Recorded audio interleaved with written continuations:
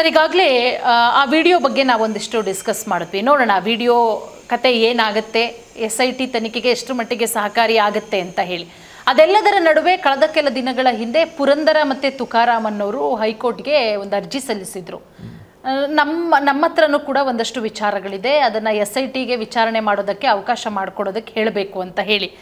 ಈಗ ಸ್ವತಂತ್ರ ಮಾಹಿತಿ ನೀಡುವಂತೆ ಹೈಕೋರ್ಟ್ ಆದೇಶ ಕೊಟ್ಟಿರೋದು, ಅದರ ಜೊತೆಗೆ ದೂರಿನ ಹಿಂದೆ ಪಿತೂರಿ ಇದೆ ಅಂತ ಹೇಳಿ SPP ವಾದ ಮಂಡನೆ ಮಾಡಿರೋದು. ಅಂದರೆ ಈಗ ಇವರಿಬ್ಬರ ವಿಚಾರಣೆ ಎಷ್ಟು ಮಟ್ಟಿಗೆ ಸಹಕಾರಿಯಾಗುತ್ತೆ, ಯಾವ ರೀತಿ SIT ವಿಚಾರಣೆಯನ್ನು ನಡೆಸುತ್ತೆ ಅಂತ ಹೇಳಿ. ಒಂದು ನಾಗಪ್ರಸನ್ನ ಅವರ ಪೀಠ ಕೊಟ್ಟಿರುವುದೇನಿದೆ, ಇದು ಒಂದು ರೀತಿಯಲ್ಲಿ ಸರ್ಕಾರದ ಒಂದು ಹೇಳಿಕೆಗಳಿಗೆ ಹಿನ್ನಡೆ ಇದೆ. ಹೌದು. ಹೇಗೆ ಅಂದರೆ, ನೀವು ನಿಮ್ಮ ಅಭಿಪ್ರಾಯ ಇದನ್ನು ಹೇಳಿ, ನೀವು ಏನು ಹೇಳ್ತೀವಿ ಮತ್ತು ಯಾವ ಮಾಹಿತಿ ಇದೋ ಕೊಡಿ ಅಂತ ಹೇಳಿದ್ದೀರ. ಆ ಮಾಹಿತಿ ಅಗತ್ಯ ಇಲ್ಲ ಅನ್ನುವ ರೀತಿಯಲ್ಲಿ ಸರ್ಕಾರದ ಪರವಾದ ವಕೀಲರು ವಾದ ಮಾಡಿದರು, ಬೇಕಾಗೇ ಇಲ್ಲ. ಆ ಸಂದರ್ಭದಲ್ಲೇ ನಾಗಪ್ರಸನ್ನ ಅವರು ಒಂದು ಮಧ್ಯದಲ್ಲಿ ಒಂದು ಕಮೆಂಟ್ ಮಾಡಿದ್ರು, ನೀವು ಚರ್ಚೆ ಮಾಡಿದ್ರು. ಹೀಗೆ ಯಾರ್ಯಾರೋ ಬಂದವ್ರನ್ನೆಲ್ಲ ನಾವು ಇದು ಮಾಡೋಕ್ಕಾಗತ್ತಾ?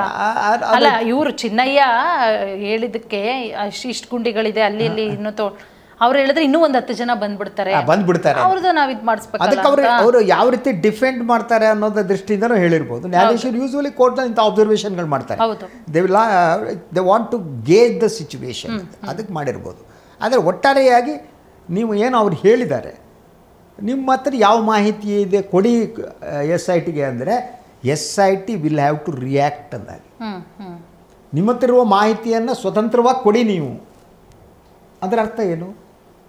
ನೀವು ಇನ್ಫಾರ್ಮೇಷನನ್ನು ನಿಮ್ಮ ಹತ್ರ ಇರುವುದನ್ನು SIT ಕೊಡಿ.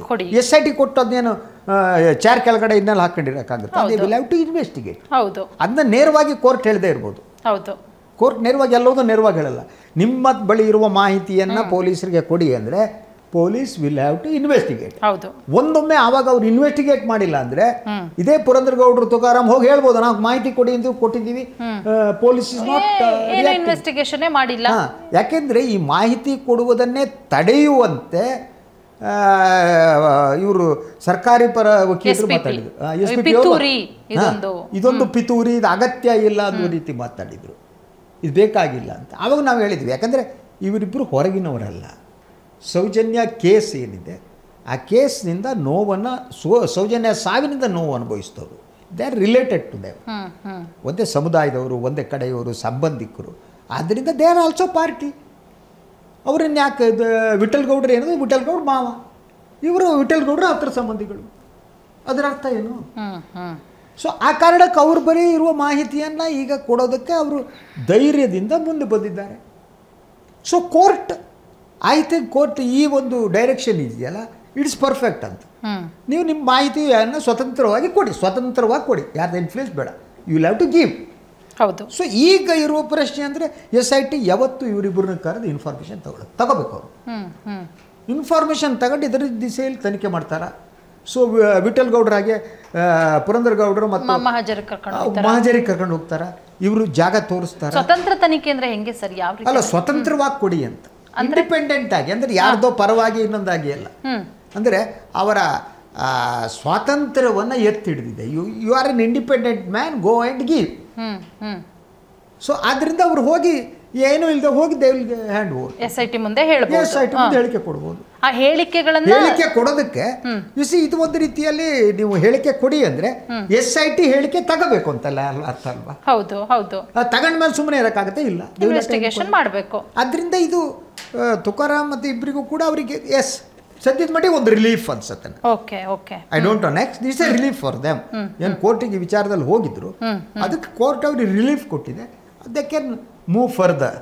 ನೋಡೋಣ ಸರ್, ಈಗ ತುಕಾರಾಮ್ ಮತ್ತೆ ಪುರಂದರ ಅವರಿಗೂ ಕೂಡ ಸ್ವತಂತ್ರ ತನಿಖೆಗೆ ಸ್ವತಂತ್ರ ಹೇಳಿಕೆಗಳನ್ನ ಕೊಡಿ ಅಂತ ನ್ಯಾಯಾಲಯ ಹೇಳಿರೋದ್ರಿಂದ ಅವ್ರಿನ್ನೇನು ಹೇಳಿಕೆ ಕೊಡ್ತಾರೋ ಅದ್ರ ಮೇಲೆ ಈಗ ಮತ್ತೊಂದಿಷ್ಟು SIT ತನಿಖೆ ಯಾವ ರೀತಿ ಮಾಹಿತಿ ಇರಬಹುದು. ಹೌದು, ಪ್ರದೇಶದವ್ರ ಹತ್ರ ಯಾರ ಹತ್ರ ಯಾವ ಮಾಹಿತಿ ಇದೆಯೋ ಹೇಳಕ್ಕಾಗಲ್ಲ. ಹೌದು, ಪ್ರತಿಯೊಬ್ಬರು ಒಂದೆಲ್ಲ ಒಂದು ರೀತಿಯ ಮಾಹಿತಿಯನ್ನ ಇದು ಮಾಡಿರ್ತಾರೆ. ಖಂಡಿತ ಆ ಮಾಹಿತಿ ಇರಬಹುದು. ಅಲ್ಲ, ಈಗ ಅವರೊಂದಿಷ್ಟು ಸ್ಥಳಗಳನ್ನ ತೋರಿಸಿ ಅಲ್ಲಿ ಅಗೆಯೋ ಕೆಲಸ ಮಾಡಿ ಅಂದ್ರೆ ಆಗತ್ತಾ ಸರ್? ನೋಡ್ಬೇಕು ಅದನ್ನ. ಬಟ್ ಜನರ ಮನಸ್ಸಿದೆಯಲ್ಲ, ನಾನು ಶಾಕಿಂಗ್ ಅಂದರೆ, ನನಗೆ ಯಾರೋ ಒಬ್ಬಿಬ್ಬರು ಫೋನ್ ಮಾಡಿದ್ರು, ಸರ್ ನೀವು ಇಷ್ಟು ಪ್ರಾಮಾಣಿಕವಾಗಿ ನೀವು ಮತ್ತು ನಿಮ್ಮ ಹೆಸರು ಹಾಕಿ ಹೇಳಿದ್ರು ಪೂರ್ಣಿಮಾ ಮತ್ತು ನೀವು ಮಾಡ್ತಿದ್ದೀರಿ, ನೀವೊಂದು ಕೆಲಸ ಮಾಡಿ ಸರ್ ಅಂದರೆ ಏನು ಅಂದರೆ ನಿಮ್ಗೆ ಹೇಗೂ ಗೊತ್ತಲ್ಲ, ಮುಖ್ಯಮಂತ್ರಿಗಳು DCM ಹೋಗಿ ಹೇಳಿ ಸರ್ ಸ್ವಲ್ಪ ಪ್ರಾಮಾಣಿಕವಾಗಿ ಮಾಡೋದಕ್ಕೆ ಹೇಳಿ. ಅಂದರೆ ಜನ ಯಾವ ರೀತಿ ಇದ್ದಾರೆ ಅಂದರೆ ಅವ್ರಿಗೊಂದು ನಾನು ಹೇಳಿದರೆ ಸಿದ್ದರಾಮಯ್ಯನೋ DK ಶಿವಕುಮಾರ್ ಕೇಳ್ತಾರೆ ಅನ್ನೋ ಒಂದು ತಪ್ಪು ಅಭಿಪ್ರಾಯ ಇದೆ. ಎರಡನೇದಾಗಿ ದಟ್ ಅವರಿಗಿರುವ ಆತಂಕ ಅಂದರೆ ತನಿಖೆ ಎಲ್ಲೋ ಬೇರೆ ದಾರಿಯಲ್ಲಿ ಹೋಗ್ಬಿಡುತ್ತೆ. ಇದು ಆ ಪ್ರದೇಶದ ಜನಸಾಮಾನ್ಯರ ಮನಸ್ಥಿತಿ. ಸತ್ಯವನ್ನು ಮುಚ್ಚಾಕಲಾಗುತ್ತೆ ಈಗ ಅಂತ ಜನರಿಗೆ ಅನಿಸೋಕೆ ಪ್ರಾರಂಭಿಸಿದೆ. ಇದು ಜಾಸ್ತಿ ಆದರೆ ಪೀಪಲ್ ವಿಲ್ ಕಮ್ ಔಟ್. ಖಂಡಿತ ಸರ್. ನಾವು ಅಷ್ಟೇ ಸರ್, ನಾವು ಧರ್ಮಸ್ಥಳದ ಪರವೂ ಇಲ್ಲ ಅಥವಾ ಧರ್ಮಸ್ಥಳದ ವಿರೋಧವೂ ಇಲ್ಲ. ಅಲ್ಲಿ ಏನಾಗಿದೆ ಕೆಲವೊಂದಿಷ್ಟು ಕೆಲಸಗಳು, ಪಾಪಕೃತ್ಯಗಳು ಅದಾಗಿದ್ರೆ ನಾವು ಏನು ಹೇಳಿದ್ದು ಪುಣ್ಯವ, ನಮ್ಮದು ಭಾಳ ವಾದ ಕ್ಲಿಯರ್ ಆಗಿದೆ. ಹೆಗಡೆ ಕುಟುಂಬ ಇದಾರ ಇಲ್ವೋ ಗೊತ್ತಿಲ್ಲ, ಸತ್ಯ ಗೊತ್ತಿಲ್ಲ. ಆದರೆ ಅವರು ಹತ್ಯೆ ಆಗಿರುವುದು ನಿಜ ಅಲ್ವಾ?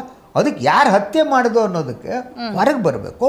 ಮತ್ತು ಈ ಹತ್ಯಾ ತನಿಖೆಗೆ ಅಲ್ಲಿಯ ಧರ್ಮಾಧಿಕಾರಿಗಳು ಮತ್ತು ಅವರ ಕುಟುಂಬ ಸಂಪೂರ್ಣವಾಗಿ ಸಹಕರಿಸಬೇಕು.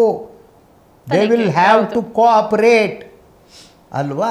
ಅವ್ರ ಬೈಲಿ ಒಂದು ಮಾತು, ನೀವು ನ್ಯಾಯಯುತವಾಗಿ ತನಿಖೆ ನಡೆಸಿ ತಪ್ಪಿತಸ್ಥರನ್ನ ಹಿಡೀರಿ, ಬಂಧಿಸಿ ಅಂತ ಅವ್ರ ಬಾಯಲ್ಲಿ ಆ ಮಾತು ಬಂದ್ಬಿಡ್ತಿದ್ರು, ಗ್ರೇಟ್ ಆಗಿಬಿಡ್ತಿದ್ರು. ಹೌದು. They never says that. ತಮ್ಮ ವಿರುದ್ಧ ಷಡ್ಯಂತ್ರ ಅಂತಾರೆ ಹೊರತು ಆ ಸಾವುಗಳ ಬಗ್ಗೆ ಮಾತನಾಡಲ್ಲ. ಈಗ ಆ ಸಾವುಗಳಿಗೆ ಯಾರು ಹೊಣೆ ಸರ್? ಅದೇನೆ ಈಗ ಯಾರ್ಯಾರು ಹೊಣೆ ಹೊರಬೇಕು ಅದು ನಾನು ಹೇಳ್ತಾ ಇದ್ದೀನಿ. ಮೊದಲನೇದಾಗಿ ಯುಸಿ 85-90 ನಂತರ ಇದು ಬಂದಂಥ ಸರ್ಕಾರಗಳು ಯಾವ ರೀತಿ ತನಿಖೆಯನ್ನು ದಾರಿ ತಪ್ಪಿಸ್ತಾ ಹೋದವು, ಸರ್ಕಾರಗಳ ಹೊಣೆ. ಎರಡನೇದಾಗಿ ಜನರ ನಂಬಿಕೆಯ ಶ್ರದ್ಧಾ ಕೇಂದ್ರ ಅದು ಶ್ರದ್ಧಾ ಕೇಂದ್ರ.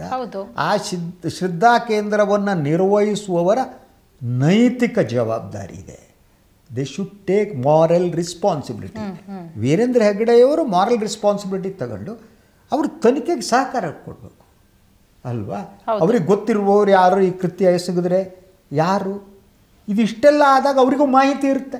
ಹೌದು. ಐ ಡೋಂಟ್ ಥಿಂಕ್ ಸೊ ಅವ್ರಿಗೆ ಯಾವ ಮಾಹಿತಿ ಇರಲ್ಲ ಅಂತ ನಾನು ನಂಬಲ್ಲ. ಅಲ್ಲ, ಸುತ್ತಮುತ್ತ ಆಡಳಿತ ಅವ್ರದೇ ಅಂದ ಮೇಲೆ ಅಲ್ಲಿ ಏನಾಗ್ತಾ ಇದೆ ಅನ್ನೋದು ಗೊತ್ತಾಗುತ್ತೆ. ಹೇಳಿದೆ, ನಮ್ಗೆ ಯಾರೋ ಒಬ್ರು ಸ್ನೇಹಿತರು ಅಲ್ಲಿ ಧರ್ಮಸ್ಥಳಕ್ಕೆ ಹೋದವರು 2014 ಹೊತ್ತಿಗೆ ಅಲ್ಲಿ ಪೊಲೀಸ್ ಸ್ಟೇಷನ್ಗೆ ಹೋದಾಗ ಪೊಲೀಸರು ಏನಂದ್ರು ಅನ್ನೋದು ಅವ್ರು ನನಗೆ ಹೇಳಿದ್ರು. ಹೌದು, ನಾನು ನಿನ್ನೆ ನಿಮ್ಗೆ ಹೇಳಿದೆ. ಏನಿದ್ರು ಇಲ್ಲ ಅವ್ರದ್ದು ಯಾವ ಸಂದೇಶ ನಿರ್ದೇಶನ ಬರುತ್ತೋ ಅದರಂತೆ ಮಾಡ್ತೀವಿ ನಾವು. ಅಂದ್ರೆ ಪ್ರತಿಯೊಂದು ಕೂಡ ಹೆಗ್ಗಡೆ ಕುಟುಂಬದ ನಿರ್ದೇಶನದಂತೆ ನಡೆಯುತ್ತೆ. ಪೊಲೀಸರು ಹೆಗ್ಗಡೆ ಕುಟುಂಬದವ್ರು ಹೇಳ್ದಂಗೆ ಕೇಳ್ತಾರೆ, ಕಂದಾಯ ಇಲಾಖೆ ಅವ್ರು ಹೇಳ್ದಂಗೆ ಕೇಳ್ತಾರೆ, ಗ್ರಾಮ ಪಂಚಾಯಿತಿ ಅವ್ರು ಹೇಳ್ದಂಗೆ ಕೇಳ್ತಾರೆ. ಎಲ್ಲರೂ ಅವ್ರು ಹೇಳಂತ ಕೇಳುವಾಗ ಅವರು ಅಲ್ಲಿಯ ಮಿನಿ ಪಾಳೆಗಾರರು, ಸಾಮ್ರಾಟರು ಆಗಿದ್ದಾರೆ. ಸೊ ಒಂದು ರಾಜ್ಯದೊಳಗೆ ಏನಾದರೂ ಆದರೆ ಆ ಸಾಮ್ರಾಟರ ನೈತಿಕ ಹೊಣೆಗಾರಿಕೆ ಇರುತ್ತೆ ಅಲ್ವಾ? ಹೌದು. They will have to react. ಅವ್ರು ಹೇಳಬೇಕು, ನ್ಯಾಯಯುತವಾಗಿ ತನಿಖೆ ನಡೆಸಿ, ಐ ಹ್ಯಾವ್ ನೋ ಇಶ್ಯೂ. ಅವ್ರ ಹತ್ರ ಏನಾದರೂ ಇಂಥ ಮಾಹಿತಿ ಇದ್ದರೆ ಅವರು ಸ್ವಯಂ ಪ್ರೇರಿತರಾಗಿ ಹೋಗಿ ಆ ಇನ್ಫಾರ್ಮೇಷನ್ನ SIT ಕೊಡಿಸ್ಬೇಕು. ಹೆಗ್ಡೆಯವರು ಹೋಗಬೇಕು ಅಂತಲ್ಲ, ಅವ್ರದ್ದು ಇರ್ತಾರೆ ಹಿಂದೆ ಮುಂದೆ ಇರೋ ಬಟ್ಟಂಗಿಗಳು, ಇವರು ಅವ್ರ ಹತ್ರ ಇರುವ ಮಾಹಿತಿ ಇದ್ದರೆ ಆವಾಗ ತನಿಖೆ ಏನಾಗುತ್ತೆ, ಫಾಸ್ಟಾಗಿ ನಡೆಯುತ್ತೆ. ಹೌದು. ಸತ್ಯ ಬೇಗ ಹೊರಗೆ ಬರುತ್ತೆ. ಸತ್ಯ ಬೇಗ ಹೊರಗೆ ಬಂದರೆ ಹೆಗ್ಡೆಯವರಿಗೆ ಒಳ್ಳೆಯದು, ಅವ್ರ ಕುಟುಂಬಕ್ಕೆ ಒಳ್ಳೆಯದು ಅಲ್ವಾ? ಆದ್ದರಿಂದ ಬೇರೆಯವ್ರು ಯಾರು ಅಂತ ಹೇಳಬೇಕು. ಅವರು ಸುಮ್ಮನೆ ಯಾರೋ ಸಂತೋಷ್ ಅವನು ಯಾರೋ ರಾವ್ ಟೈಪ್ ಯಾರನ್ನ ತೋರಿಸ್ಬಿಟ್ಟು ತನಿಖೆ ಎಲ್ಲ ಹಾಕ್ಲಕ್ಸಿ ಎಲ್ಲ ಹಾಳಾಗ್ಬಿಟ್ಟು ಯಾರೋ ಇಲ್ಲ ಅನ್ನೋ ಸ್ಥಿತಿ ಆಗಬಾರ್ದು. They should cooperate. That is the moral. ಆದರೂ ಶಿಕ್ಷೆ ಆಯ್ತಲ್ಲ. ಅದ್ರ ಜೊತೆಗೆ ಏನು ಗೊತ್ತಾ ಪೂರ್ಣಿಮಾ, ನಾವೆಲ್ಲ ಹುಲುಮಾನವರು, ನಾವು ದೇವ್ರ ಹತ್ರ ಇಲ್ಲ ಅಲ್ವಾ? ಇವರ ದೇವ್ರ ಹತ್ರ ಮಾತನಾಡೋರು ನೇರವಾಗಿ ಮಂಜುನಾಥನ ಪಕ್ಕ ಇರೋರಪ್ಪ. ಸುಮ್ಮನೆನಾ ಮಂಜುನಾಥ್ ಇವ್ರ ಹತ್ರ ಮಾತಾಡ್ತಾನೋ, ಇವ್ರು ಮಂಜುನಾಥನ ಹತ್ರ ಮಾತಾಡ್ತಾರೋ, ಇವ್ರು ಅಣ್ಣಪ್ಪ ದೇವ್ರ ಹತ್ರ ಮಾತಾಡ್ತಾರೋ, ಅಣ್ಣಪ್ಪ ದೇವ್ರು ಇರ್ಬೋದಿಲ್ಲ. Is close to very close to ಇದು ದೇವ್ರಿಗೆ ಹತ್ತಿರ ಇರೋ ಜನ. ಅದರಿಂದ ಅವರು ದೇವ್ರ ನಿರ್ದೇಶನ ಅಂತಾರು ನೋಡ್ಕೋಬೇಕಲ್ವಾ? ಹೌದಲ್ವಾ? ನೋಡೋಣ ಸರ್, ದೇವರು ಅನ್ನೋನೊಬ್ಬ ಇದ್ದರೆ ನಮ್ಮ ಕಾರ್ಯಕ್ರಮದ ಮುಖಾಂತರ ದೇವರು ಅನ್ನೋನೊಬ್ಬ ಇದ್ದರೆ ನಾವು ಕೂಡ ದೇವ್ರನ್ನ ನಂಬ್ತೀವಿ, ಪೂಜಿಸ್ತೀವಿ. ಈ ಅಲ್ಲಾಗಿರುವಂತಹ ಅನಾಮಿಕ ಸಾವುಗಳು, ಹೆಣಗಳು ಅಂತಾರಲ್ಲ, ಅದು ಯಾರು ಯಾಕಾಯ್ತು ಅನ್ನೋದಾದ್ರೂ ದೇವ್ರು ತೋರಿಸ್ಬೇಕು. ಸೌಜನ್ಯ ಹತ್ಯೆಗೆ ನ್ಯಾಯ ಸಿಗಬೇಕು. ಇದು ಹೋರಾಟಗಾರರ ಆಗ್ರಹ. ಅದ್ರ ಜೊತೆಗೆ ಗೊತ್ತಾ, ಇದರಲ್ಲಿ ಬೇರೆ ಅವರು ಯಾರು ಹತ್ಯೆ ಮಾಡಿದ್ದಾರೆ, ಅತ್ಯಾಚಾರ ಅವ್ರು ಸಿಕ್ಕಾಕ್ಬಿಟ್ರೆ ಹೆಗ್ಗಡೆ ಅವರ ಕುಟುಂಬದಲ್ಲಿ ಯಾರೂ ಇಲ್ಲ ಅಂದ್ರೆ ವಿಲ್ ಬಿ ದ ಹ್ಯಾಪಿಯೆಸ್ಟ್. ಹೌದು ಹೌದು. ಇನ್ನು ಮೊದಲೇ ಧರ್ಮಸ್ಥಳದ ಮೇಲೆ ನಮಗೆ ಗೌರವ, ಭಕ್ತಿ. ಪ್ರತಿ 6 ತಿಂಗಳಿಗೆ ಒಂದ್ಸಲ ನಾವು ಹೋಗ್ತಾ ಇರ್ತೀವಿ ದೇವ್ರ ದರ್ಶನಕ್ಕೆ. ಆ ಭಕ್ತಿ ಇನ್ನೂ ಕೂಡ ಹೆಚ್ಚಾಗತ್ತೆ. ಇದು ಒಂದು ರೀತಿ ಅವರ ಅಗ್ನಿ ಪರೀಕ್ಷೆ ಇದು. ಹೌದು. ಆ ಅಗ್ನಿ ಪರೀಕ್ಷೆಯಲ್ಲಿ ಅವರು ಜಯಿಸಿ ಹೊರಗಡೆ ಬರಬೇಕು. ಸಿ ಅಗ್ನಿ ಪರೀಕ್ಷೆ ತಪ್ಪಿಸ್ಕೊಂಡು ಓಡೋಕ್ಕಾಗಲ್ಲ. ಈ ಅಗ್ನಿ ಪರೀಕ್ಷೆ ನಡೆಯುತ್ತೆ, ನಾನು ಅಗ್ನಿ ಪ್ರವೇಶ ಮಾಡಬೇಕು. ನಮ್ಮಲ್ಲ ಪರಂಪರೆ ಇದೆ. ಯಾರ್ಯಾರು ಅಗ್ನಿ ಪರೀಕ್ಷೆ ಮಾಡಿದ್ರಪ್ಪ ಅಲ್ವಾ? ಸೀತೆನೇ ಅಗ್ನಿ ಪರೀಕ್ಷೆ. ಎಷ್ಟು ಜನ ಮಾಡಿದ್ರು. ಇವ್ರಿಗೆ ಏನು ಅಗ್ನಿ ಪರೀಕ್ಷೆಗೆ ಯಾಕೆ ಹೆದರ್ತಾರೆ ಇವರು? They should. ಹೌದು. ನೋಡೋಣ ಸರ್ ಏನಾಗುತ್ತೆ ಈ ಪ್ರಕರಣ. ಒಂದಷ್ಟು ತಿರುವುಗಳನ್ನಂತೂ ಪಡ್ಕೊಳ್ತಾ ಇದೆ. ಬಹಳ ರೋಚಕತೆ ಇದೆ. ನೋಡುವಂತಹ ಜನರಿಗೂ ಕೂಡ ಯಾವ ಥಿಯೇಟ್ರಿಗೆ ಹೋಗಿ ಮೂವಿ ನೋಡೋದು ಬೇಡ. ಟಿವಿ ಮುಂದೆ ಕುತ್ಕೊಂಡು ನಮ್ಮ ಸೋಷಿಯಲ್ ಮೀಡಿಯಾಗಳನ್ನ ಆನ್ ಮಾಡಿಕೊಂಡು ಅದೇ ಧರ್ಮಸ್ಥಳ ಮಹಾತ್ಮೆ ಅಂತ ಫಿಲ್ಮ್ ಬಂದಿದೆ ಸರ್, ಬೇರೆ ಮಾಡ್ಬೋದು. ಆ ಧರ್ಮಸ್ಥಳದ ಮಹಾತ್ಮೆ ಎಷ್ಟು ರಿಜಿಸ್ಟರ್ ಆಗಿದೆಯೋ ಕೇಳ್ಬೇಕು ಸರ್ ಒಂದ್ಸಲ. ಫಿಲ್ಮ್ ಚೇಂಬರ್ ಅಲ್ಲಿ ಟೈಟಲ್ಗಳು ಎಷ್ಟು ರಿಲೀಸ್ ಆಗಿದೆಯೋ ಆಗಿರ್ಬೋದು. ಹೌದು. ಕೆಲವು ಇದೊಂದು ಸ್ವಲ್ಪ ದಿನ ಸರ್ ಸಿನಿಮಾನು ಬರುತ್ತೆ. ಬುರುಡೆ ಗುಡ್ಡ, ಹೆಗ್ಗಡೆ ರಹಸ್ಯ, ಹೆಗ್ಗಡೆ ಕುಟುಂಬ ರಹಸ್ಯ, ಏನಾದ್ರೂ ಬರ್ಬಹುದೇನೋ ಗೊತ್ತಿಲ್ಲ. ಏನಾಗುತ್ತೆ ಅಂತ ನೋಡೋಣ ಸರ್, ಡಿಸ್ಕಸ್ ಮಾಡ್ತಾ ಹೋಗೋಣ. Thank you so much. Thank you for